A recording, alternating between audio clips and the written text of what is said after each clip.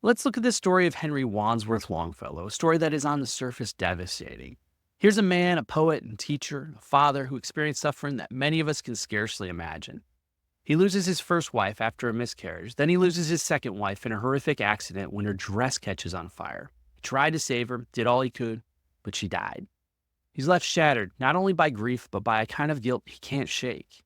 He's a single father of 6, but raising 5, as he also bears the grief of a daughter lost in infancy and now struggling under the crushing weight of a depression that clings to him like heavy chains. A depression so thick that he struggles to write his poems. But as we follow his story, it's clear that the tragedy doesn't stop there. In the spring of 1863, his oldest son Charlie sneaks out to join the Union Army. Here's a father's heart already broken, now overwhelmed by fear for his son's safety, in the middle of one of the bloodiest conflicts in human history, the American Civil War. Longfellow loved his son deeply, and now his boy has gone off to war, to violence, to an unknown future. Now think of this. On December 1st, Longfellow is alone, likely surrounded by a sense of loss and dread. He receives a telegram that Charlie, his son, has been severely wounded. They tell him Charlie's been shot in the face. Imagine the shock, the despair that must have ripped through Longfellow in that moment. But it turns out the message was wrong. Charlie hadn't been shot in the face, but had instead taken a bullet that tore through his shoulder, grazing his spine. Charlie survived, barely avoiding paralysis by a fraction of an inch. So why am I telling you all this? Because in that season on Christmas Day, 1863, when Longfellow heard the bells ringing, he wrote, "I heard the bells on Christmas Day, their old familiar carols play." He was hearing in those bells something he could hardly feel in his circumstances. Here's a man who had every reason to turn away, every reason to give up hope, in the face of immense personal suffering and loss, while the nation is fractured in two, brother fighting against brother. But those bells, they reminded him, there's peace on earth. Maybe he couldn't feel it, maybe he didn't see it, but those bells were declaring it. There's something about the bells, something about Christmas morning that says there is still hope, because the God who came as a baby in Bethlehem is the same God who walks with us through our darkest valleys.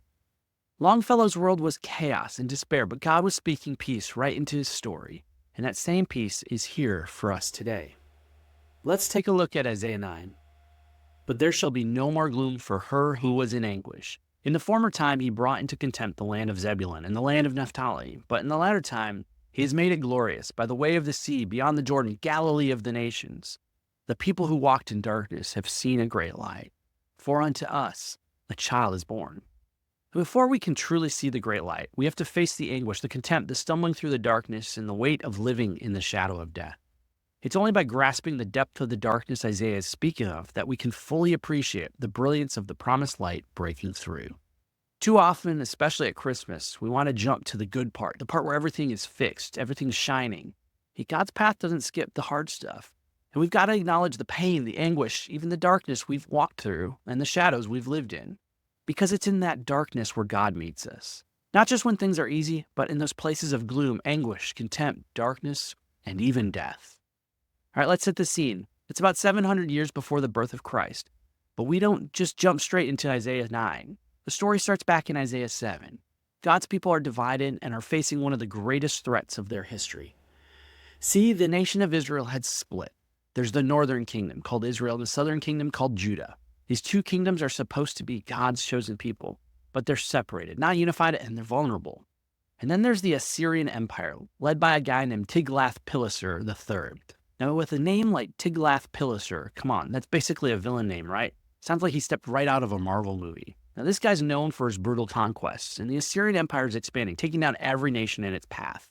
Now, here's where it gets complicated. King Ahaz of Judah in the south, he's in a serious bind. He's watching Syria and the northern kingdom form an alliance, like an ancient NATO, trying to resist the looming Assyrian threat. This alliance wants Judah to join forces with them, but Ahaz is caught. He's thinking about survival, wondering if he can really trust these other nations or if he should look somewhere else for security and protection. So let's ask the question, just how bad was Assyria? I mean, when we talk about Assyria, we're not talking about your average bad guy in history. This was a brutal, intense empire that took things to the extreme. They weren't just conquering land, they were on a whole other level, and their culture reflected it. These guys worshipped a god of war named Asher, and then there was Ishtar. And listen, worshipping Ishtar, that wasn't just a casual ceremony, it was wild. We're talking about rituals that involved, honestly, a level of moral corruption beyond imagination. Their worship was filled with things like sexual rites, unrestrained behavior, and temple prostitution. And if that wasn't enough, they'd add in animal and even human sacrifices. This wasn't just a religion, it was a dark culture celebrating violence and soaked in immorality. They wanted to make sure every nation around them understood that they were a force to be reckoned with. So when they conquered a city or defeated an enemy, they wouldn't just walk away, they'd make a powerful visual statement. They used some pretty harsh tactics to send a message, aiming to keep other nations in fear so they wouldn't dare rise up against them. Now, I'm going to keep this family friendly, but let's just say they would display reminders of their victories in a way that made it clear they meant business. Flay, dismember, impale. These weren't just words, they were strong actions intended to create a sense of control. Assyria was a kingdom that embodied everything opposed to God's character. It was a kingdom of darkness ruled by fear and brutality. And here's where it becomes relevant for us. While the Assyrians ruled by fear, God's kingdom operates entirely differently. He calls us to something so much greater, a kingdom of peace, not fear. But here's the tension. As we're about to see, King Ahaz doesn't act out of God's kingdom of peace. Instead, he reacts out of fear of the Assyrians, fear of losing control. And in that fear, he makes choices that steers the southern kingdom further from the very protection and peace God was offering. But King Ahaz sees Israel and Syria forming this alliance against Assyria, and he's not just thinking about his own survival. He's wrestling with this huge responsibility, trying to figure out how to protect his people, the kingdom of Judah. He's feeling the weight of it, the pressure to make a move that guarantees their safety. His mind is spinning, and that's when King Ahaz starts to consider something very shocking: reaching out to Assyria itself for a treaty. Think about that. He's caught between joining this fragile alliance with the northern kingdom and Syria, or making a deal with the very empire that's threatening to conquer everyone.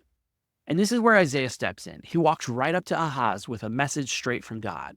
In Isaiah 7, he tells Ahaz to forget the alliances, to let go of these earthly security nets, and to put his complete trust in the Lord. No treaties, no alliances, just faith in God's promise and protection. See, Isaiah's message is powerful because it goes against every instinct to rely on human power. He's saying, Ahaz, don't put your trust in what you can see. Don't lean on alliances with nations. Trust in God alone. But Ahaz says no. Isaiah straight up tells Ahaz, look, God is willing to even give you any sign you want, whatever it takes to show you that this is truly his direction. Imagine that. God is so invested in guiding Ahaz that he's ready to give him undeniable proof, a personal sign to confirm that this is his will. God's saying, ask for anything, Ahaz. I want you to know without a doubt that this is my instruction. And Ahaz still says no. So Isaiah steps up with a hard truth for Ahaz. He tells him, look, the very empire you're turning to, Assyria, is going to steamroll Judah. Ahaz's decision to look to Assyria instead of God is setting Judah on a collision course with disaster. But here's where it gets amazing. Even though Ahaz isn't really listening, God isn't done. Right at this moment, God gives one of the most powerful prophecies ever. Isaiah declares, since you didn't want a sign, Ahaz, here's one anyway. The Lord himself will give you a sign. And then in Isaiah 7, verse 14, we get this incredible promise. Behold, the virgin shall conceive and bear a son, and shall call his name Immanuel, God with us. And in just a few years, we'll see the fallout. Assyria sweeps through, taking down Syria, then Israel, and finally takes Judah. But here's the hope in the darkness, that prophecy, that promise of Immanuel, God with us. Even in judgment, God is already laying the groundwork for redemption. Now, the first lesson is this. When fear takes hold, we tend to turn to people or things we think can protect us instead of turning straight to God. But when we do this, we're stepping outside of trusting in God, and that's sin. All right, let's get real here. When do we actually face this kind of choice? None of us are out there signing treaties with ancient empires or making deals with the Assyrians. Most of us are just trying to put food on the table, pay the electric bill, keep life running. But here's where it hits home. Just a few weeks ago in the United States, we had an election. And I know even mentioning it might make some of us a bit uneasy. But here's what stood out to me, a powerful stat. According to an exit poll by Edison Research, at least 73% of voters in this election believed that democracy itself was in jeopardy. Let that sink in. It means a majority of Americans, people from both sides of the political spectrum, went to the voting booth with this thought front and center. Above the economy, above national security, immigration, or any other issue, they cast their vote out of fear that the very foundation of our democratic society was under threat. Now, here's what's even more telling. Both sides viewed the other side as that threat. People were voting not just for policies, but because they saw the other team, other Americans, as an existential threat to our very way of life. See, this isn't just about politics. It's about where we're placing our trust. When fear and anxiety drive our decisions, we've got to ask ourselves, are we looking to the world to save us, or are we trusting God to hold it all together? But let's be honest, I'm not telling you anything new here. Just spend 5 minutes doom scrolling your social media and you'll see it. And every 4 years or every 2 years for some of you diehards who never miss a midterm, we do this same thing. We look to mere humans to solve our deepest problems rather than turning to God. So let's break it down. Where do we as humans tend to put our trust when we're searching for that sense of security? So easy, right? We look to leaders, politicians with promises of strength and protection, pastors, ministries, friends, family that give us that feeling of safety. And while there's nothing wrong with being involved or caring about these things, the issue comes when they start taking the place only God should have.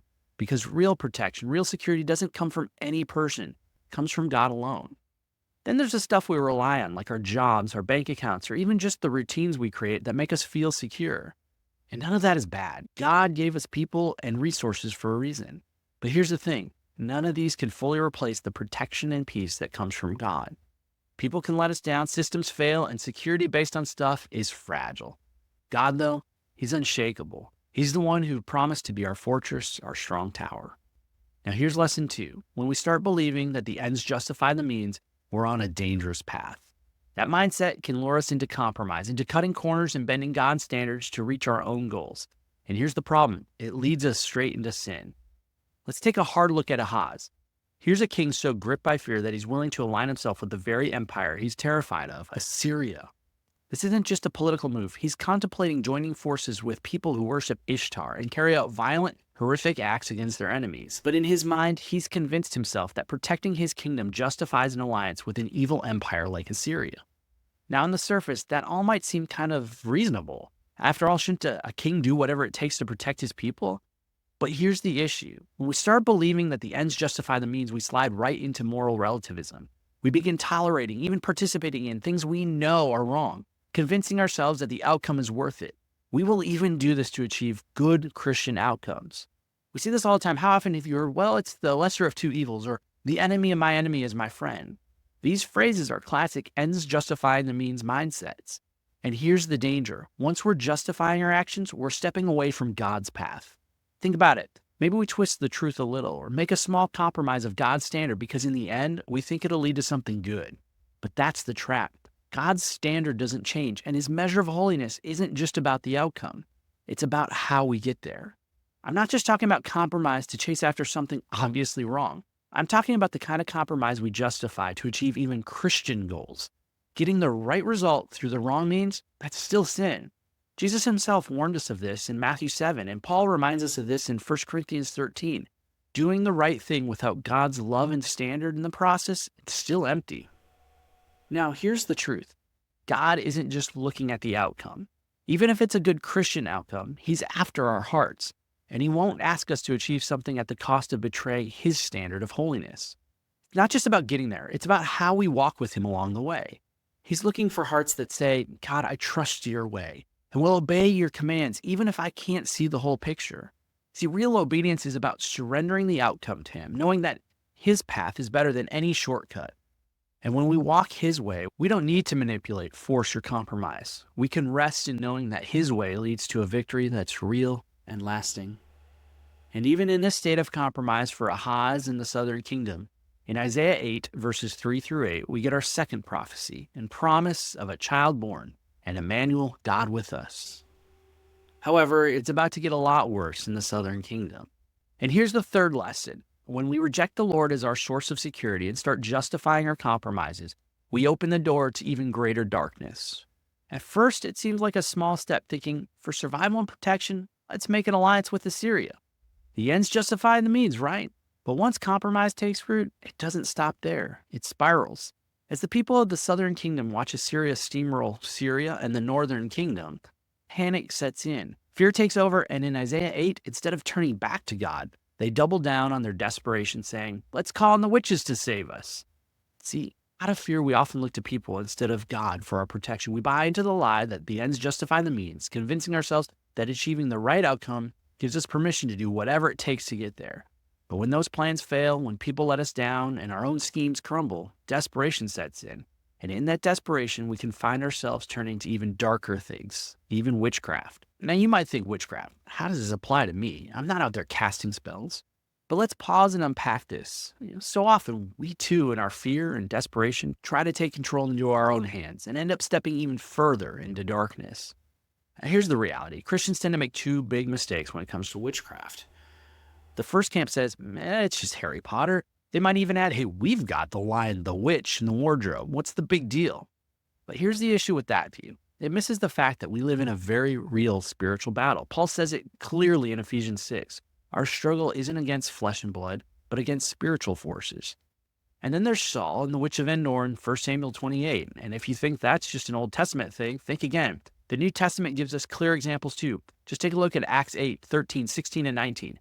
This isn't some outdated, quaint warning. It's for us today.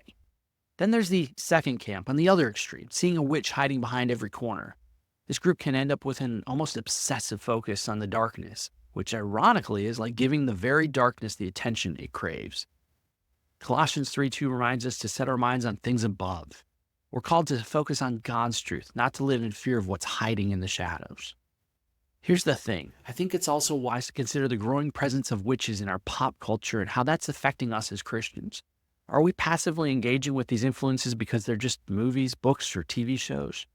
Because here's a wake-up call. As of 2018, there were an estimated 1.5 million practicing witches in the United States.